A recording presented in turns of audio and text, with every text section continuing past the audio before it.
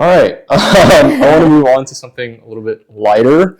Our quarter note questions segment. I was thinking about this actually. Yeah. I love the name of the quarter note question. I thought that's so cute. I loved it. It'll be like a mildly paced with all these questions. So I'm really curious as to how you answer these. First one, Chicago or Philly? Can I say neither? Oh, really? No, I love both cities. And obviously they have they both have a special place in my heart. Yeah. Just the memories and the experiences that I built in each place are so precious to me. However, I feel like in terms of like location, I would say New York actually. Okay. So I should have said New York, Philly, or Chicago. Okay. Yeah, I love New York. I think the music in New York is just flourishing. Yeah. I grew up here. Yeah. And so it's really home for me. And I love trying different places, and really New York has just so many places to explore as well. Yeah. So I would say overall, New York. Yeah. You know, a friend of mine told me that there's like a study where there's so many restaurants in New York City that you could go to a new restaurant every day for the rest of your life and still like find a new or something like that. I can believe that. Yeah, I mean, there are just almost too many. There's never too many. True. One country you hope to visit someday? Oh. I love going to Europe in general. I would say one country's France. You haven't been to France yet? I've been to like Savoy, which is, I don't know if I'm pronouncing that right, but it's like the southern part of France where the French Alps are. Okay. But like Paris, like that type of city. Sure. Honestly, anywhere in Europe, I always love exploring. But for the food, Japan. Yeah. You've been to Japan much? I haven't been to Japan. Oh, you haven't? Oh, so you just want... Okay. Yeah, so I would love to try the food in Japan. Yeah. Because I love Japanese cuisine. Yeah. So, but I think in terms of history and just in general, I always love going to Europe. So I would say anywhere in Europe. Yeah. I mean, that's like where a lot of our great composers breathe their air. So, yeah, I mean... Europe is... Yeah. Favorite Korean food? Oh, these are all hard quarter note questions. There's too much to choose from. You need a half rest? I love bulgogi. Okay. I love naengmyeon. I love mandu. I love 된장찌개. 김치찌개, 미역국. Okay. Do you make your own at all? I'm not a very good cook, to be honest. I think, I would love to learn how to make those dishes, honestly. But recently, I just haven't had time to cook. That's fair. But yeah, I love Korean food, so it's a little hard to choose. Do your fellow quartet members also love Korean food? I would say so. Okay. Yeah. Good. It's always good if everyone likes the same kind of foods. Actually, what's your favorite? Yeah, I would say kimchi jjigae. There was like 1 month a couple years ago where I made kimchi. I literally just ate kimchi jjigae that I made for like a month. Oh, wow. Yeah, it was like, yeah. Are you like a creature of habit? Sort of, yeah. But I was like going through a phase of just wanting kimchi jjigae. Because it was like really cold and I was like, this will help. I mean, it's really good, so I don't blame you. Well, and it was funny because I would like try different meats in it. Like one time I put like bacon. Oh. It was interesting. What's your favorite meat to put in kimchi jjigae? Just pork, probably. Oh, just any pork. Yeah. Classic. Yeah. Classic. Samgyeopsal is also good to put in it. That too, yeah. It's going to be about Korean food the rest of the Actually, speaking to that, favorite meal after a performance? It actually depends because sometimes actually after concerts I'm not that hungry. Yeah. I think part of it, maybe it's the adrenaline. Yeah. Part of it is I'm so in the zone that like my mind is not really on food. Yeah. But sometimes like if I, let's say, didn't eat much that day, then favorite meal? I would say anything lighter, honestly. Like a salad or nothing too heavy, because normally when concerts end, it's pretty late. Yeah. So I would say anything lighter, like a salad or some kind of protein or something. What's your pre-concert routine then? Because like I think musicians are very pessimistic about that sometimes, like where they don't want to eat too much. So I'm curious what your day looks like before a performance.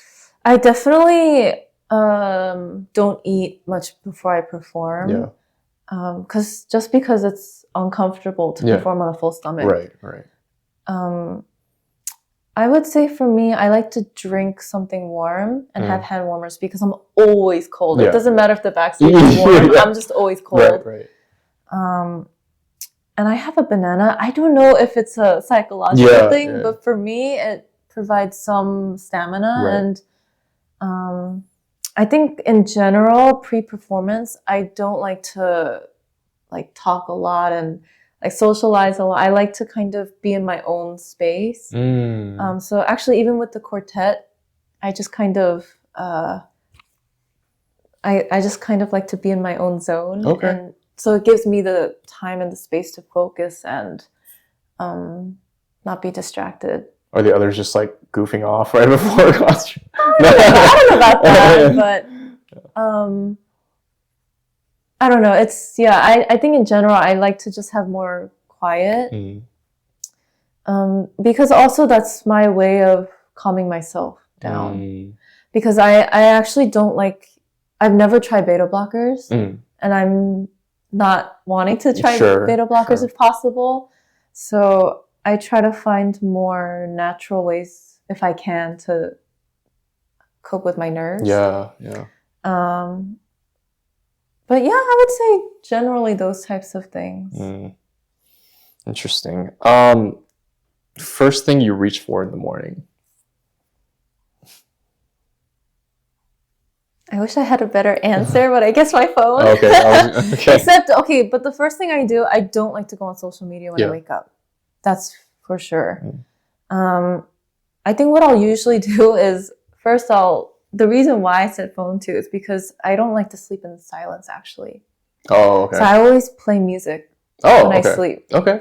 So I'll reach for my phone to turn it off, but also I guess the first thing I'll do is check my schedule for the day.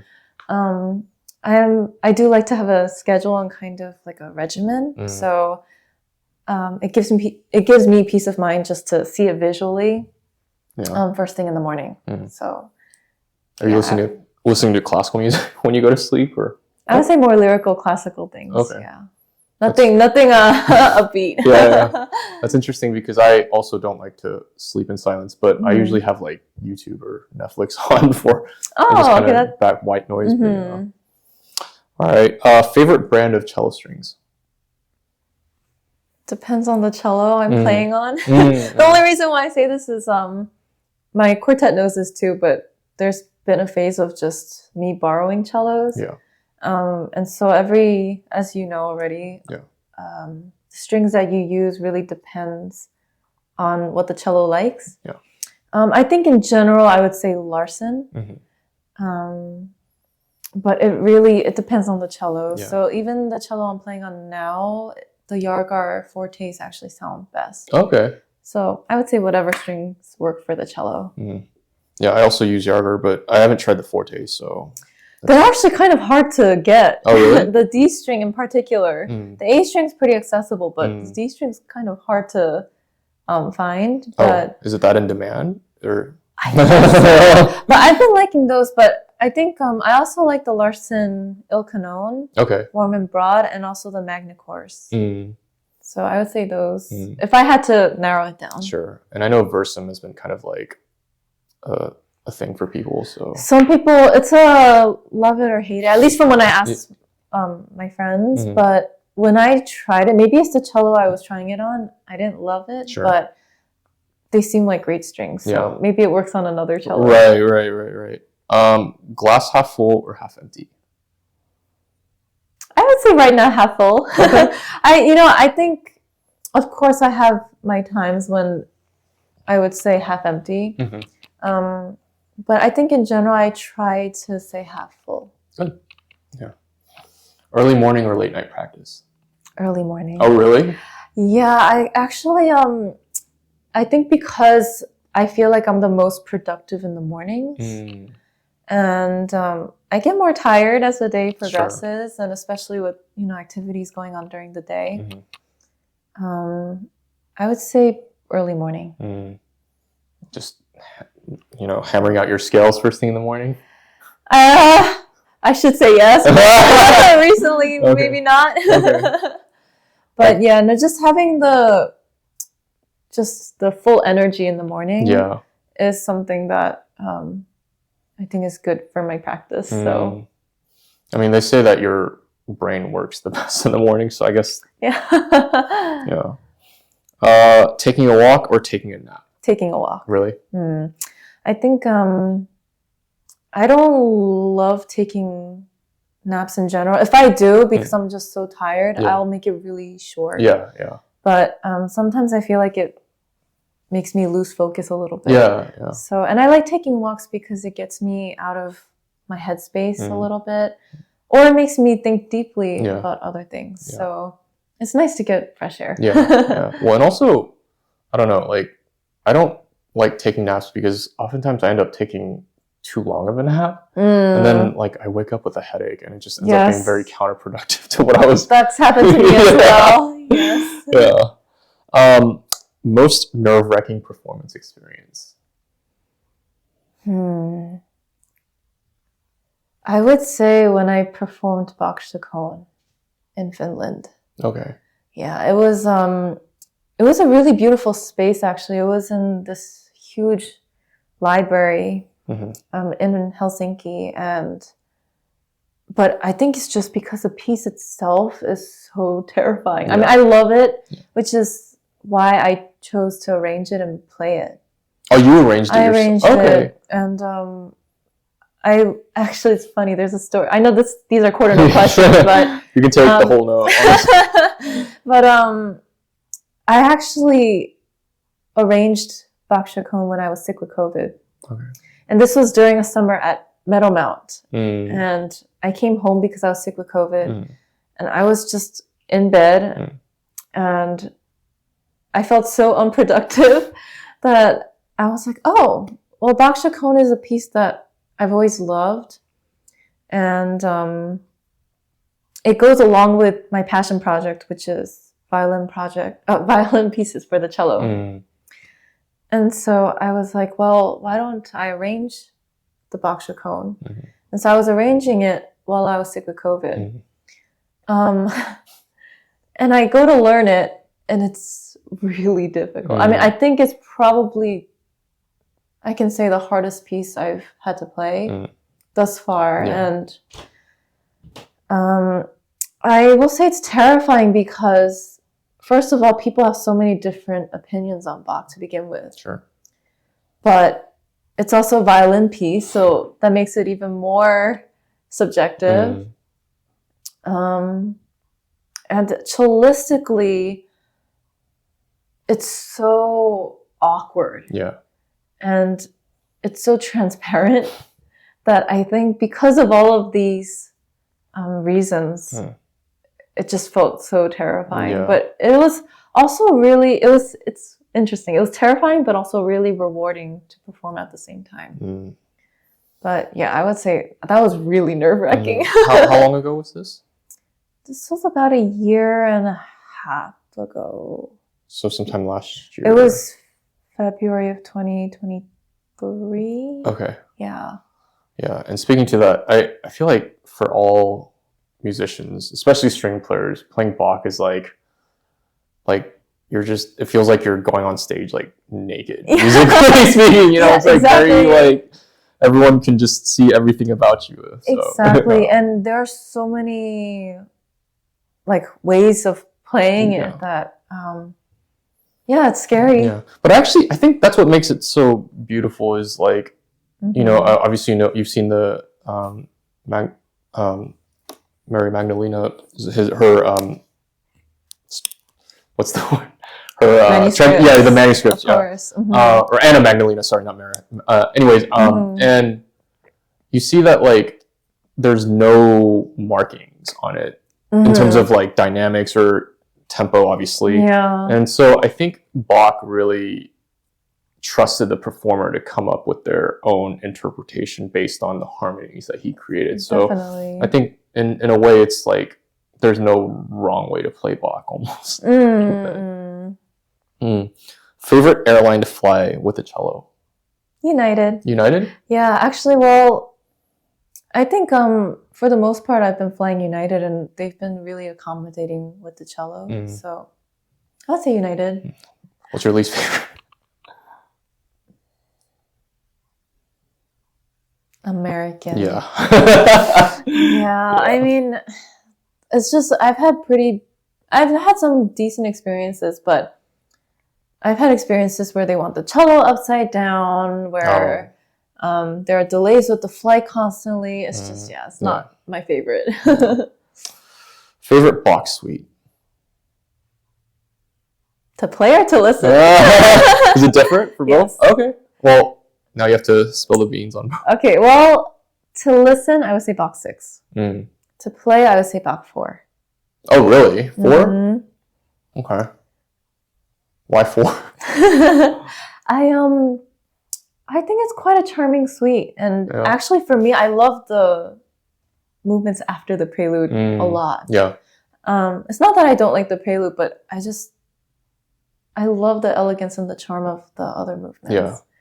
So I would say 4 to play, 6 to listen. Nice. Hide and C or D? C. C? I mean, I love both. They're such great works, but I think hide and seek for me personally, I feel like has a lot of charm and character to it. Not that the not the hide and D doesn't, but maybe it's just a personal preference. I like C. Yeah, C's like the closest we have to like a Mozart concerto, honestly. Like, not that D major isn't Mozart like, but like you said, C's. Yeah. One cellist, or excuse me, favorite cellist from the 20th century. Can I say Lynn Harrell? Because I know he was in 21st century too, but I would say Lynn Harrell. Okay. Yeah, I mean, his playing is just remarkable and so vocal.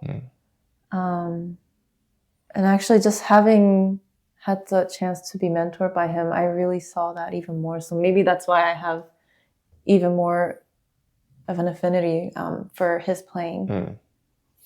Great choice. One cellist, dead or alive, you would like to meet? Actually, the cellist that I wanted to meet, I met. Oh, okay. His name is Andreas Brantelid. Okay. And I met him actually when I went to Finland. Last year. And I absolutely love his playing. So when I met him, I was completely starstruck. Are there any cellists that have passed away that you wish you could meet? Oh, so many. Yeah. Rostropovich, Feuermann, Pirogorsky. I mean, you name it. One composer, dead or alive, you would like to meet? Brahms. Brahms. And I think the reason is that I would like to ask him why he didn't write more for the cello. Why he didn't write a concerto for the cello. More sonatas. I would want to know why. He wrote a lot for like almost every instrument though, so I think he was kind of like exploring all. Maybe. I'm so curious what a cello concerto would sound like, or another sonata even. Yeah. And of course he has amazing violin and piano works. But I would just be really curious to know. Yeah. I mean, he obviously loved the cello because even in his symphonies, he gave some of the most incredible lines. So.